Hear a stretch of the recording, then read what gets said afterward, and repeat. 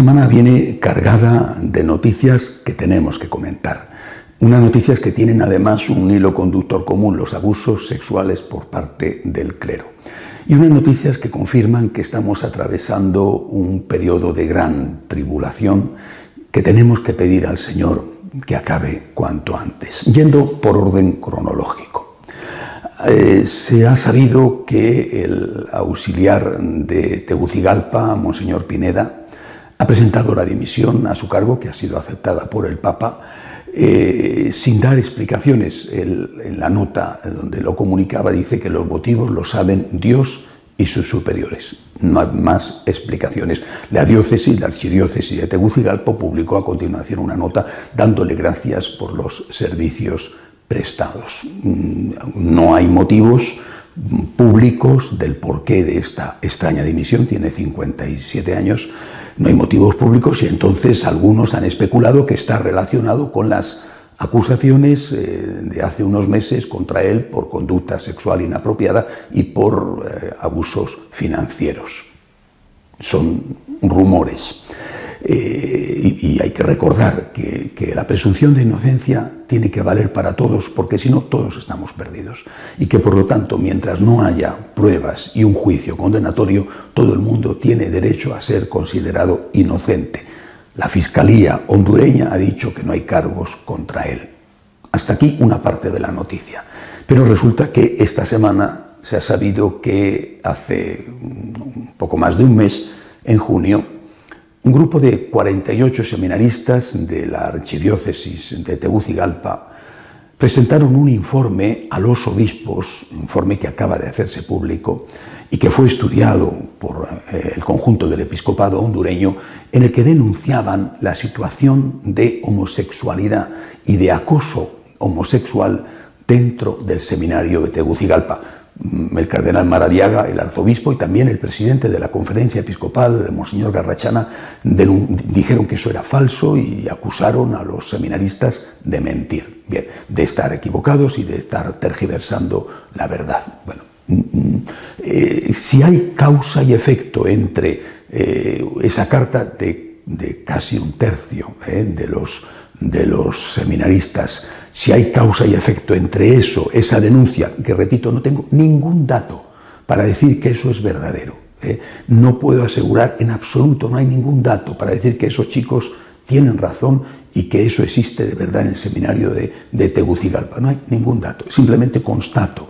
Hay una denuncia por parte de un grupo importante de seminaristas contra sus superiores. Y después se presenta la dimisión de Monseñor Pineda, que en un principio parecía que era una especie de sacrificio, de cortafuegos, para evitar que un escándalo del cual era inocente, pero que estaba en los medios, terminara por salpicar a su superior e incluso al propio Papa, puesto que Maradiaga es nada menos que el que preside, el que coordina el G9, el grupo de cardenales que asesoran al Santo Padre en el gobierno de la Iglesia. Es decir, esto es lo que ha ocurrido esta semana. Yo no tengo ningún dato para decir que los seminaristas tengan razón o para decir que Monseñor Pineda ha dimitido porque hay cosas contra él. Digo, han ocurrido ambas cosas y ambas cosas tendrá que ser el tiempo el que diga qué es lo que de verdad ahí ha ocurrido.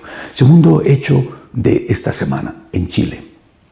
La justicia chilena ha acusado, está investigando y ha acusado al cardenal Ezzati de haber ocultado pruebas y haber protegido a sacerdotes pederastas. Vuelvo a insistir en lo mismo. No hay pruebas. Es decir, no hay condena, mejor dicho, porque en este caso parecería que habría alguna prueba, pero el cardenal ha dicho que es inocente y hay que creer en la inocencia de la gente hasta que no se le muestre lo contrario. Pero la realidad es esta. A la vez, porque es un asunto complicado con muchos matices, a la vez el principal periódico chileno de Santiago de Chile ha publicado una carta que supuestamente Monseñor Goic le habría escrito al cardenal Ezzati criticándole delicadamente por estar amparando a esos sacerdotes pederastas. Bueno, después se ha sabido que la mencionada carta publicada por un periódico, esa carta pues no era tal carta, sino que era un borrador que se guardó en el archivo. Ahora bien, ¿por qué existe esa carta? ¿Por qué está esa carta publicada en un periódico? Pues porque la justicia chilena decidió incautar los archivos secretos, privados, tanto de la diócesis de Rancagua, donde era obispo Goic, como de la diócesis de Santiago, donde es arzobispo el cardenal Ezzati. Se incautan unos documentos privados y terminan en los periódicos. Esto no es una novedad, es decir, en cualquier juicio que tenga un poco de interés para la opinión pública, va a ocurrir, por desgracia, que cosas que son privadas terminan por hacerse públicas para perjudicar a alguno de los acusados, porque a veces son cosas parciales o simplemente por dinero, porque eso vende periódicos. Esto es una realidad, repito, que afecta a todo juicio que tenga interés público. Naturalmente, esto está sucediendo ya en Chile y esto, por desgracia, es probable que vuelva a repetirse. Entonces, la justicia chilena no solamente se ha incautado de estos archivos, sino que además ha pedido al Vaticano que le dé el voluminoso informe que Monseñor Scicluna, que fue el enviado especial por parte del Papa Francisco para aclarar qué estaba sucediendo en Chile, bueno, pues que ese informe de 2.300 páginas pase a la justicia chilena. El que preside la Comisión del Episcopado chileno para los asuntos de pederastia, José Ignacio González, ha pedido al Vaticano que no se lo dé, no porque quieran ocultar nada, sino, ha dicho él, porque ahí hay declaraciones de personas que no quieren que su caso sea conocido por todo el mundo, que tienen derecho a salvaguardar su intimidad. Una persona, por ejemplo, que fue abusada. Nadie lo sabe y él no quiere que nadie lo sepa. Y ha ido al enviado del Papa y le ha contado, tal sacerdote me abusó. Yo era un niño, yo era un seminarista, yo era una mujer de la parroquia, tal sacerdote me abusó. Pero yo no quiero que nadie lo sepa. No lo sabe a lo mejor ni mi esposa, no lo saben mis hijos, no lo sabe mi marido. Si esto se hace público y hay posibilidades, acaba de ocurrir una filtración, esas personas van a quedar con su honor, aunque sean inocentes, que lo son, sin embargo, van a quedar con su honor manchado y no tienen por qué, no hay ningún motivo que justifique el que eso que ocurrió y que ellos no quieren que sepan, eso lo sepa ahora todo el mundo. Otra cosa distinta es el que va y lo denuncia públicamente, pues ya sabe lo que se atiene, pero el que no quiere, ¿por qué tiene que salir eso a la luz pública? Es un problema de categoría, de gran importancia, que está afectando ya a Chile y que puede afectar igualmente a otras diócesis en el mundo. Tercer caso, tercera noticia de esta semana, la última. El cardenal O'Malley, arzobispo de Boston, es el encargado por parte del Papa de presidir la Comisión Antipederastia del Vaticano. Bueno, el cardenal O'Malley es un personaje que ha tenido que bregar duramente para purificar la diócesis de Boston, salpicada por los escándalos de abusos por parte de sacerdotes en la época de su predecesor, el cardenal Love.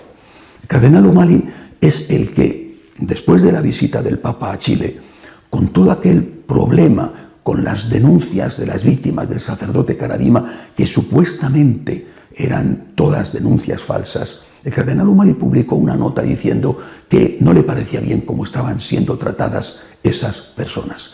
Aquello era una crítica abierta al Papa, que había insistido en que todo eran mentiras y eran calumnias. Después de aquello, el Papa rectificó, son cosas sabidas. El Papa rectificó, envió a Monseñor Scicluna a hacer una investigación, pidió perdón por su equivocación y además aceptó la renuncia del conjunto de los obispos chilenos, aunque después son caso por caso, hasta ahora, si no recuerdo mal, 5, aquellos cuya renuncia ha sido efectiva. Es decir, el cardenal O'Malley tiene un peso. Bueno, pues acaba de publicar una segunda nota pidiendo que a los obispos se les dé igual de trato que a los sacerdotes, porque, dice él, los sacerdotes se les trata de una manera cuando hay acusaciones contra ellos, pero no a todos los obispos se les trata de la misma manera.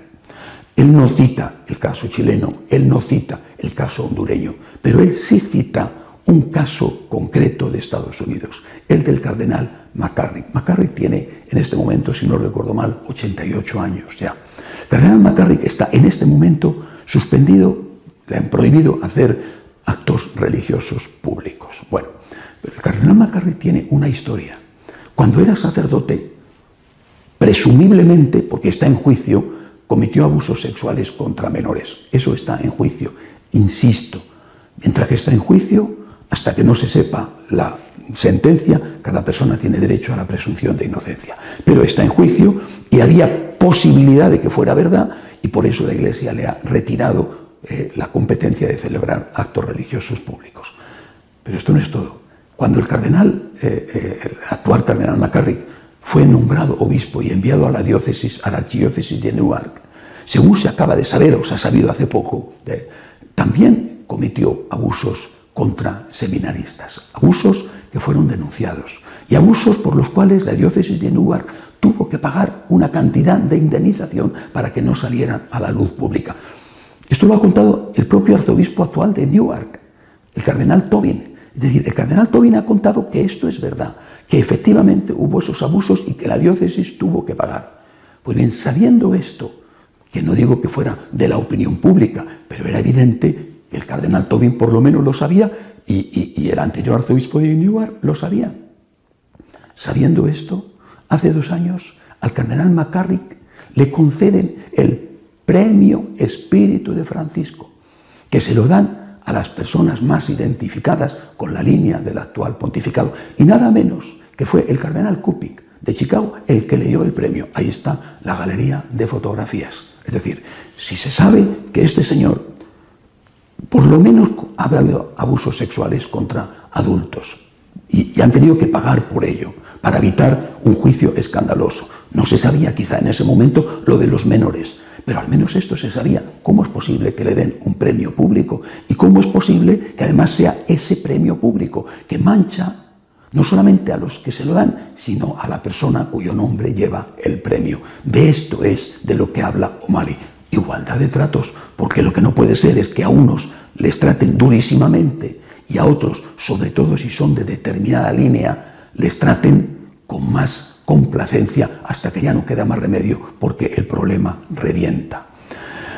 Estamos en una situación difícil. No reconocerlo es meter la cabeza en el agujero para no ver la realidad. Estamos en una situación difícil y pienso en el sufrimiento del pueblo de Dios. Yo no soy quien para juzgar. Y yo aconsejo a todos que no juzguen a nadie y que se miren a sí mismos, porque cada uno de nosotros tiene la viga en el propio ojo. Pero a la vez, insisto, hay que reconocer que la situación es muy difícil y que está sucediendo además algo que podría ser todavía peor. Y es que para intentar tapar los pecados, algunos dicen que eso no es pecado. Es decir, se trata no de pedir perdón, sino de negar que eso que se cometió esté mal hecho.